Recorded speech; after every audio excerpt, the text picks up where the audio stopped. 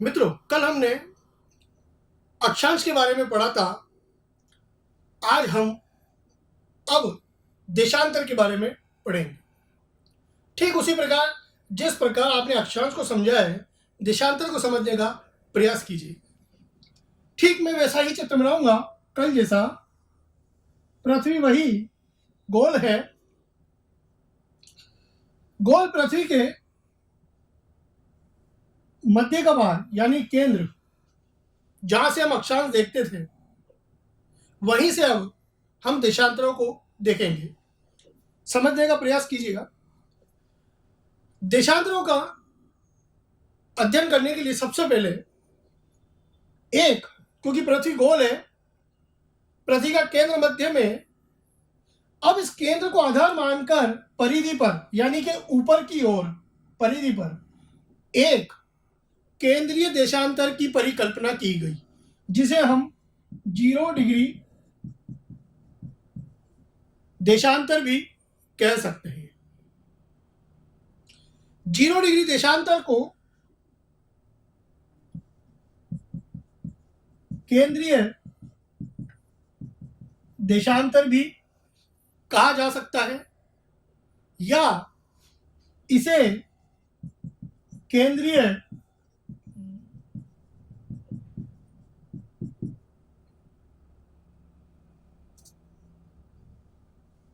यामोत्तर भी कहा जाता है। अब ये क्या करता है? यह पृथ्वी को 2 गोलार्धों में विभाजित कर देता है। कहने मतलब एक पृथ्वी गोल उसके एक स्थान से निर्धारित किया गया। ये कब निर्धारित किया गया? 1884 में वॉशिंगटन में, संयुक्त राज्य अमेरिका की राजधानी वॉशिंगटन में, सभी अंतर्राष्ट्रीय खगोल जो वैज्ञानिक है उनका एक सम्मेलन हुआ। उसमें यह निश्चित किया गया कि यह रेखा 0 डिग्री देशांतर होगी, या केंद्रीय देशांतर या केंद्रीय यामोत्तर रेखा होगी। यह रेखा इंग्लैंड, आप जानते हैं कि एक देश है यूरोप में, इंग्लैंड का एक जगह है जिसका नाम है ग्रीनविच। इंग्लैंड की राजधानी लंदन, उसके पास एक शहर है ग्रीनविच। वहां पर एक वेधशाला बनाई गई है। चूंकि यह रेखा वहां से गुजरती है, इसीलिए इस रेखा को ग्रीनविच रेखा भी कहा जाता है। यह भी पृथ्वी को 2 गोलार्धों में विभाजित करती है। इधर का आधा भाग समझ रहे हैं आप? 0 से पूरा एक राउंड आधा पूर्वी गोलार्ध, और इस तरफ पश्चिमी गोलार्ध। यह पूर्वी गोलार्ध और इस तरफ पश्चिमी गोलार्ध। अब यह केंद्रीय देशांतर, अगर हम इससे पूर्व चलते हैं तो पूर्व के देशांतर, और यदि हम इससे पश्चिम में जाते हैं तो पश्चिम के देशांतर गिने जाते हैं। पूर्व के अलग, पश्चिम के अलग। अब देखिएगा कि देशांतर कैसे देखे जाते हैं। मान लीजिए केंद्र से हम 1 डिग्री पूरब की ओर, केंद्र से 1 डिग्री पूरब की ओर जाएंगे तो 1 डिग्री इस जगह होगा मान लीजिए। तो यहां से जो आपके उत्तरी ध्रुव है,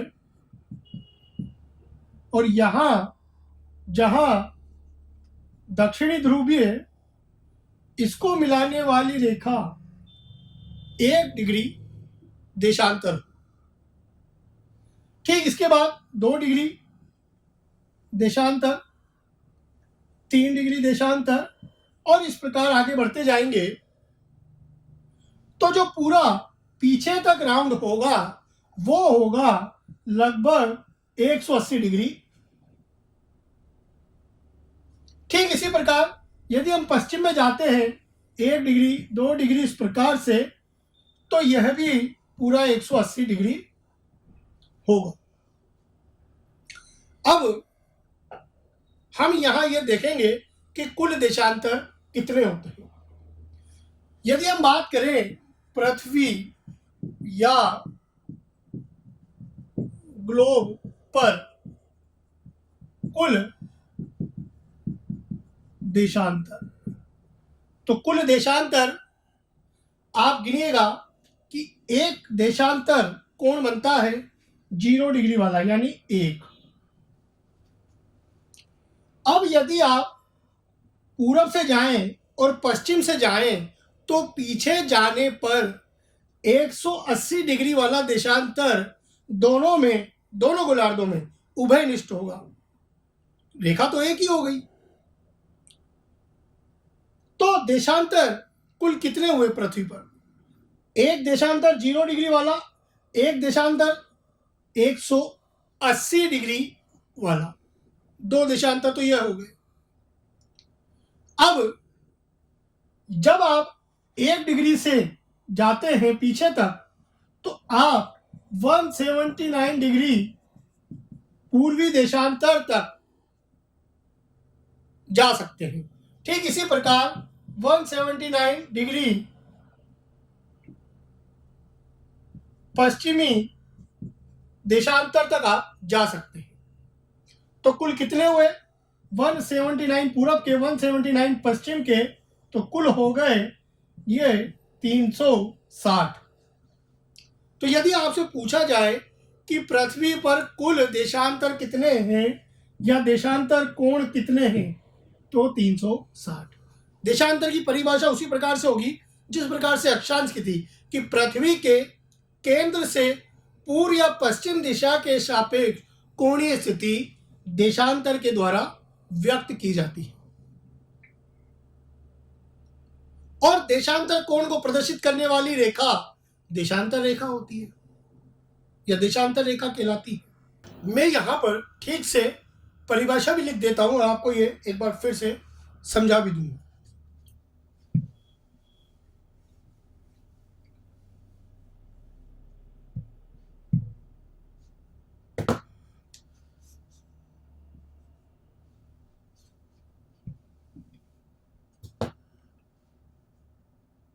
देशांतर की हम परिभाषा लिखेंगे सबसे पहले यहां पर।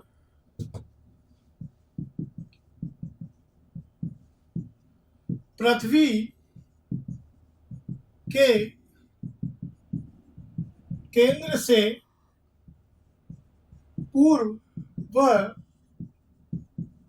पश्चिम दिशा के सापेक्ष कोणीय स्थिति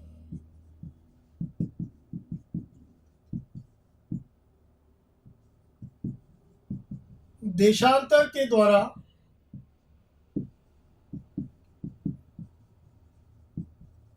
प्रदर्शित करते हैं या उनको देशांतरी स्थिति कहा जाता है। और यह तो हुई देशांतर की परिभाषा। देशांतर रेखा देशांतर कोण को प्रदर्शित करने वाली रेखा को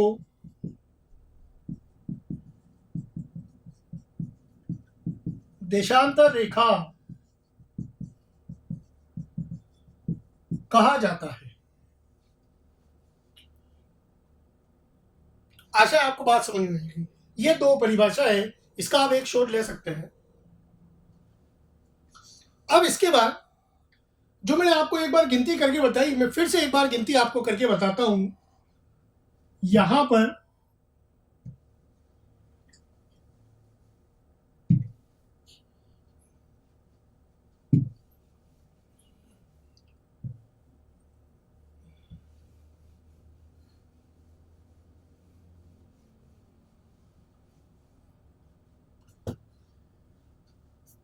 मैं फिर से आपको यह समझाता हूं। पृथ्वी पर कुल देशांतर, जो कि मैंने आपको बताया है 360। 360 कैसे हुए? मान लीजिए ये देशांतर रेखा है इस प्रकार से, इनकी हमें गिनती करनी है। मैंने बताया कि एक तो हो गया 0 डिग्री वाला एक देशांतर, एक देशांतर 180 डिग्री, 180 डिग्री वाला देशांतर यदि हम पीछे बनाएंगे तो आप पूर्व से जाइए या पश्चिम से जाइए, वह दोनों में कॉमन होगा, उभयनिष्ठ होगा। तो उसे ना तो हम पूर्व का गिनेंगे ना पश्चिम का, केवल उसे 180 डिग्री देशांतर कहा जाएगा। एक देशांतर वह हो गया, एक 0 डिग्री, एक 180 डिग्री वाला। अब इसके बाद पूर्वी गोलार्ध में और पश्चिमी गोलार्ध में दोनों तरफ 1 डिग्री से लेके 179 डिग्री पूरब के, 179 डिग्री पूर्व वाले देशांतर, 179 पश्चिम वाले देशांतर, इसके अंतर्गत होंगे। तो कुल कितने हुए? ये हुए 358, 359 और 360।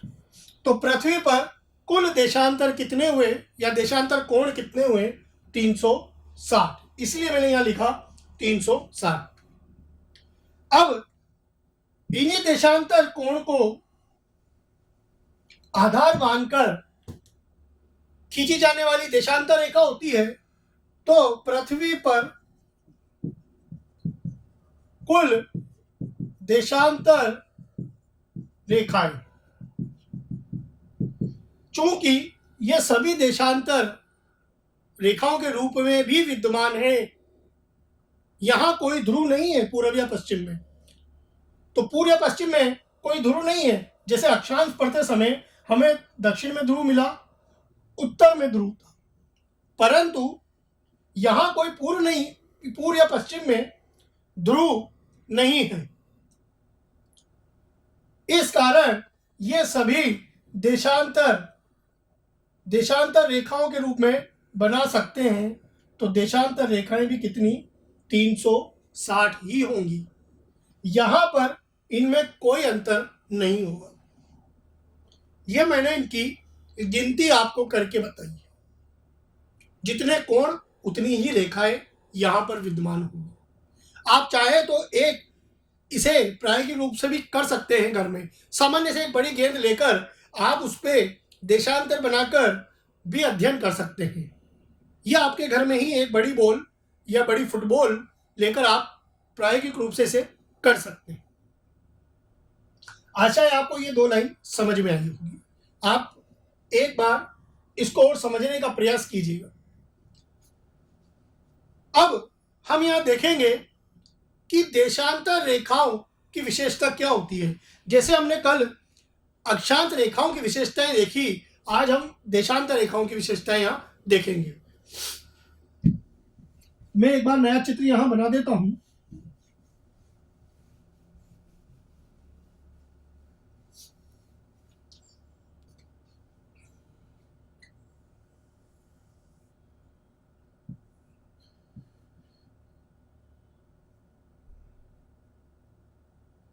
इस तरह से देशांतर रेखाएं होंगी।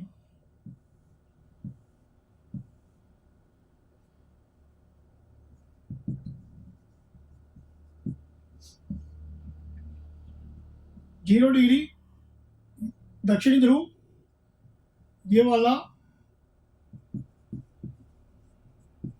उत्तरी ध्रुव।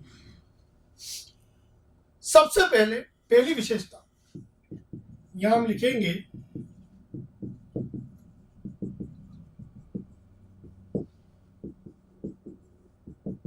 विशेषता है।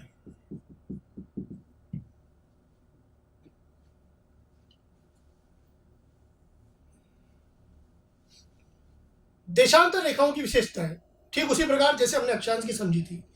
जब हमने अक्षांश रेखाएं पढ़ी तो हमने देखा अक्षांश रेखाएं पूर्व पश्चिम की ओर खींची जाती हैं, परंतु उत्तर दक्षिण विस्तार बताती हैं। ये हमने अक्षांश रेखाओं में पढ़ा। अब यहां देशांतर रेखाएं अलग तरह से होंगी। देशांतर रेखाएं उत्तरी ध्रुव से दक्षिणी ध्रुव की ओर खींची जाती हैं और ये वक्राकार रूप में है, जबकि वो वृत्ताकार रूप में थी अक्षांश रेखा। तो यहां हम लिखेंगे कि देशांतर रेखाएं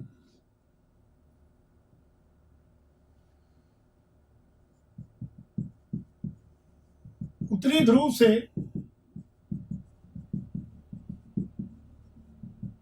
दक्षिणी ध्रुव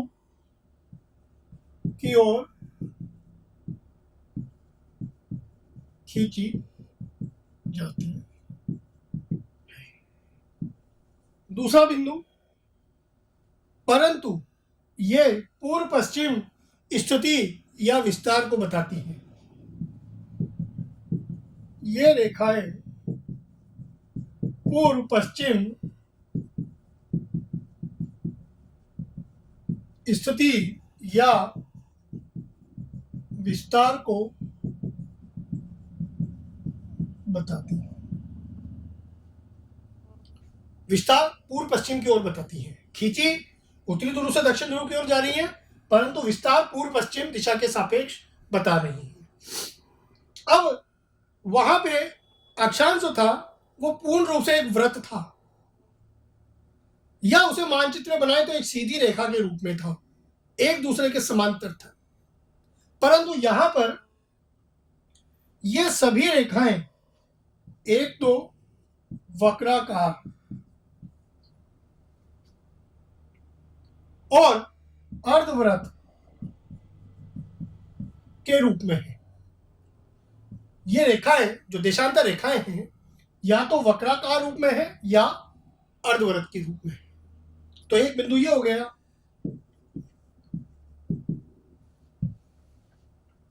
ये रेखाएं वक्राकार या अर्धवृत्त के रूप में होती है।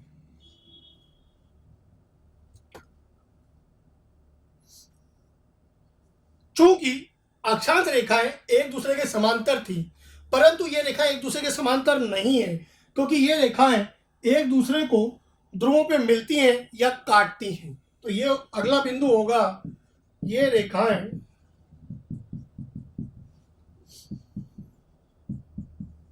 एक दूसरे को ध्रुवों पर काटती हैं या ध्रुवों पर मिलती हैं। अब आप यहां देखिएगा कि विषुवत रेखा के पास जो विषुवत रेखा है 0 डिग्री अक्षांश, या जिसे हम विषुवत रेखा कहते हैं, इसके पास देशांतर रेखाएं जो है काफी दूर दूर है। देखिए काफी दूर दूर, अगर हम इनके दूर की दूरी देखें तो ये काफी है, परंतु जैसे जैसे हम ध्रुवों की तरफ जा रहे हैं तो इनके बीच की दूरी कम होती जाती है, इनके बीच की दूरी घटती जाती है और ध्रुवों पर ये जाकर मिल जाती है। तो एक बिंदु यह हो गया।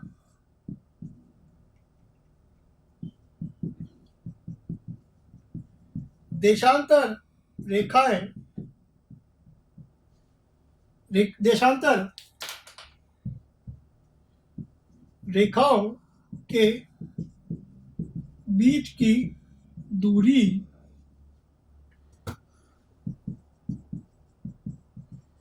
विषुवत रेखा पर सर्वाधिक होती है, परंतु ध्रुवों की ओर जाने पर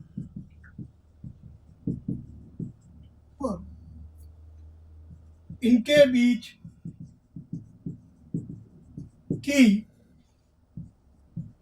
दूरी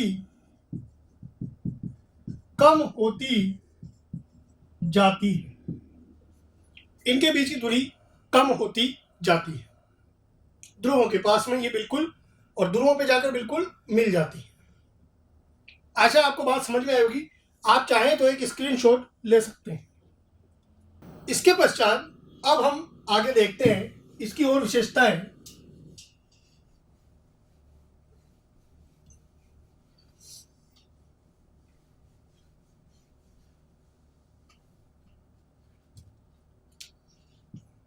छठी विशेषता,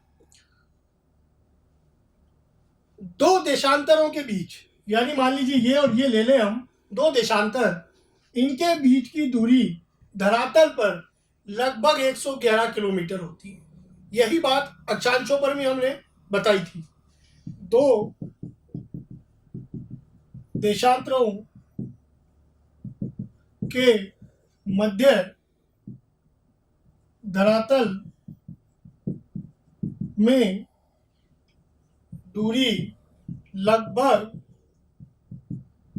111 किलोमीटर होती है। वही यहां पर हम पृथ्वी की अगर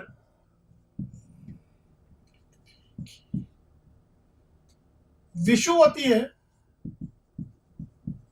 परिधि में देखें तो विषुवत परिधि है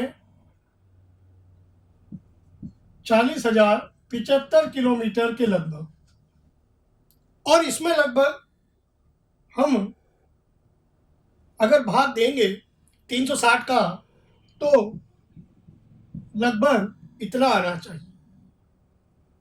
360 का भाग देने पर या इसके आधे भाग में अगर हम भाग देते हैं तो आप कैलकुलेटर से निकालेंगे तो ये 111 किलोमीटर के आसपास आना चाहिए। ठीक इसी प्रकार हमने अक्षांश में भी देखा था, वहां हमने ध्रुवीय परिधि में 90 अक्षांशों को भाग दिया था तो 111 किलोमीटर की दूरी आई थी। तो इसकी भी कैलकुलेशन आप लोग कर सकते हैं।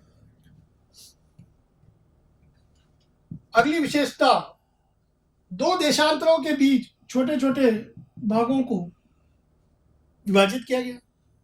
वही छोटे छोटे भाग मिनट कहलाते हैं। ठीक इसी प्रकार अक्षांशों को भी छोटे छोटे भागों में विभाजित किया गया था। तो दो देशांतरों को छोटे छोटे 60 भागों में विभाजित किया गया है, जिसे मिनट भी कहा जाता है। वही छोटे छोटे भाग इनके बीच के, जिन्हें मिनट भी कहा जाता है, यानी देशांतरों के बीच एक छोटा भाग मिनट कहलाता है। ठीक इसी प्रकार अक्षांशों के बीच का भाग भी एक मिनट कहलाता है। अगली विशेषता, किसी भी अगर हम एक स्थान को लें, मान लीजिए ये कोई स्थान है यहां पर दो देशांतरों के बीच, तो इसे गोर या गोरे भी कहा जाता है। दो देशांतर के मध्य किसी स्थान को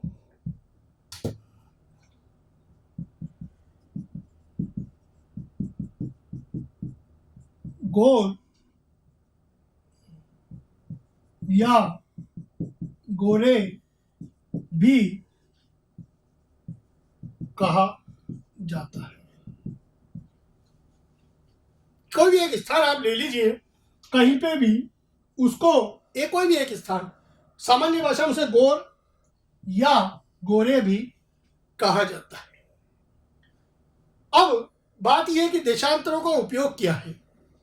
आपको मैंने बताया था कि जो अक्षांश है वो ताप कटिबंधों का निर्माण करते हैं, यानी जलवायु के निर्धारण में उनकी एक महत्वपूर्ण भूमिका है। ठीक इसी प्रकार देशांतरों की भी यहाँ अपनी एक भूमिका है। चूंकि पृथ्वी पश्चिम से पूर्व अपने अक्ष पर वामावर्त दिशा में घूर्णन करती है, तो पृथ्वी के अलग अलग देशांतरों पे सूर्य का प्रकाश अलग अलग समय पर पड़ता है। जैसे जैसे पृथ्वी घूमेगी दिन और रात में परिवर्तन होगा। जहां पर सूर्य का प्रकाश होगा वहां पर दिन होगा, और जिस तरफ सूर्य का प्रकाश नहीं होगा वहां पर रात होगी, क्योंकि पृथ्वी अपने अक्ष पर निरंतर घूमती रहती है। आप लोगों ने ग्लोब तो देखा ही होगा, आप उसका प्रयोग भी कर सकते हैं। तो जो देशांतर का उपयोग है वो है सबसे ज्यादा समय के निर्धारण में। तो यहां देशांतर का उपयोग समय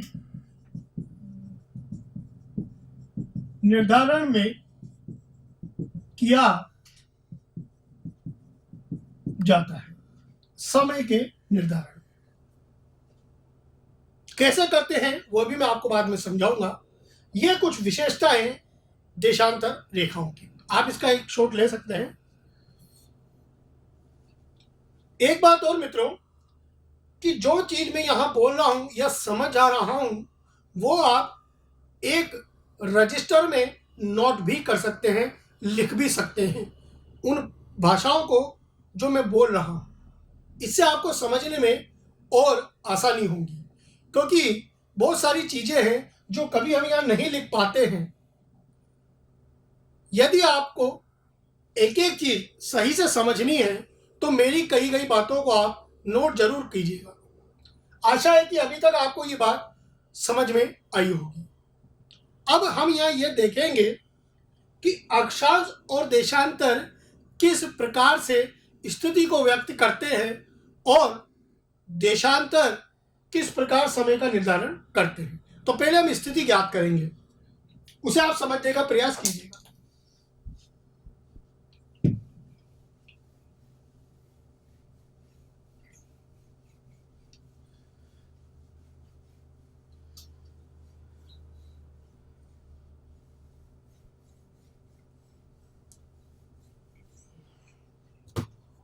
पृथ्वी आपको पता है गोल है, गोल अंडाकार और ध्रुवों पे थोड़ी चपटी हुई, इस प्रकार से गोल है।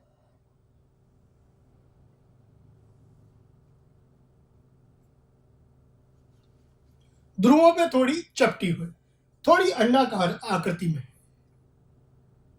अब आप समझने का प्रयास कीजिएगा, यह 0 डिग्री अक्षांश जिसे हम विषुवत रेखा भी कहते हैं या भूमध्य रेखा भी कहा जाता है, यह 0 डिग्री देशांतर जिसे केंद्रीय देशांतर या केंद्रीय यामोत्तर भी कहा जाता है, साथ ही साथ ग्रीनविच रेखा भी कहा जाता है। सामान्यतः इसे ग्रीनविच रेखा कहा जाता है। अब आप सभी को पता है कि विषुवत रेखा के ऊपर यह उत्तरी गोलार्ध और विषुवत रेखा के दक्षिण में यह दक्षिणी गोलार्ध। तो उत्तरी गोलार्ध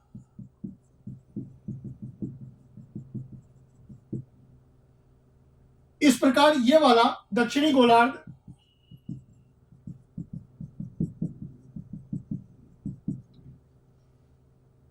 ठीक इसी प्रकार ग्रीनविच के इधर पूर्वी गोलार्ध और ग्रीनविच रेखा के इधर पश्चिमी गोलार्ध, ये वाला पूरा पूर्वी गोलार्ध।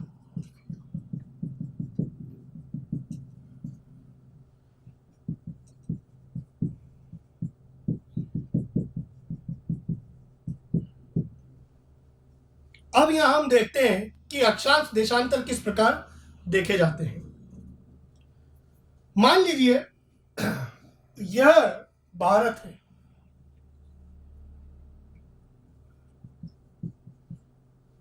केवल मैंने मानने के लिए बोला है, 1 मिनट के लिए मान सकते हैं ये भारत है। तो यदि हमें इसके अक्षांश और देशांतर ज्ञात करने हैं तो हम इस बिंदु से इस बिंदु तक, यानी उत्तर और दक्षिण दिशा, जिसको हम अक्षांश के साथ ज्ञात करेंगे, ठीक प्रकार इसी प्रकार पूरब और पश्चिमी को देशांतरों के माध्यम से ज्ञात करेंगे। तो यदि हम इसके अक्षांश और देशांतर लिखेंगे तो हमें यह देखना होगा कि यह किन अक्षांश रेखाओं या किन देशांतर रेखाओं के मध्य स्थित है। मैंने आपको बताया है कि अक्षांश या देशांतर दोनों को छोटे छोटे 60 भागों में विभाजित किया गया है, जिसे मिनट कहा जाता है। यह भी मैं आपको समझा चुका हूं। तो भारत सबसे पहले किस गोलार्ध में है? अक्षांश के आधार पर उत्तरी गोलार्ध में और देशांतर के आधार पर पूर्वी गोलार्ध में। तो उत्तरी गोलार्ध ये वाला हुआ और पूर्वी गोलार्ध ये वाला। तो यहां कहीं मान लीजिए भारत स्थित है। तो इसके जो अक्षांश होंगे वो उत्तर के होंगे और देशांतर जो होंगे पूरब के होंगे। तो इसके अक्षांश जो प्रारंभ होता है 8 डिग्री, भारत का अक्षांश 8 डिग्री 4 मिनट, 8 डिग्री के ऊपर 4 भाग यानी 4 मिनट जिसे हम कहते हैं, वहां से प्रारंभ होता है। चूंकि उत्तरी गोलार्ध में तो हम लिखेंगे उत्तर, और यहां पे 37 डिग्री 6 मिनट उत्तर। तो आप 8 डिग्री 37 डिग्री के मध्य भारत का अक्षांश विस्तार देख सकते हैं। ठीक इसी प्रकार देशांतर हम ग्रीनविच रेखा से देखेंगे। ग्रीनविच से हम पूरब में जाएंगे। चूंकि पूरा भारत पूरब में है तो देशांतर पूरे पूरब के ही होंगे, क्योंकि हम ग्रीनविच से देखते हैं इसे। तो यहां से सबसे पहले भारत प्रारंभ होता है 68 डिग्री 7 मिनट से पूर्व से, और यहां तक 97 डिग्री 25 मिनट, यानी 97 डिग्री के बाद 25 मिनट और हमें आगे जाना होगा पूर्व की ओर।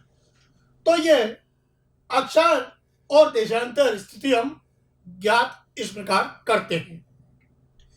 अक्षांश और देशांतर मिलकर संपूर्ण भारत की स्थिति को ग्लोब पर व्यक्त करते हैं। तो इससे हमें पता चलता है कि किस प्रकार की कोणीय स्थिति भारत की बन रही है। ये केवल समझने वाली एक बात है। यदि आप इसको डिटेल में अध्ययन करेंगे तो आपको सब चीजें समझ में आएंगी। कोई भी एक स्थान हो उसके भी अक्षांश हम इस प्रकार ज्ञात कर सकते हैं। राजस्थान भूगोल जो राजस्थान वाले पढ़ते होंगे वहां भी इस प्रकार अक्षांश और देशांतर ज्ञात किए जा सकते हैं। आशा है कि आपको बात समझ में आई होगी। अगर आपको वीडियो अच्छा लगा हो तो इसे लाइक कीजिएगा, सब्सक्राइब कीजिएगा। धन्यवाद।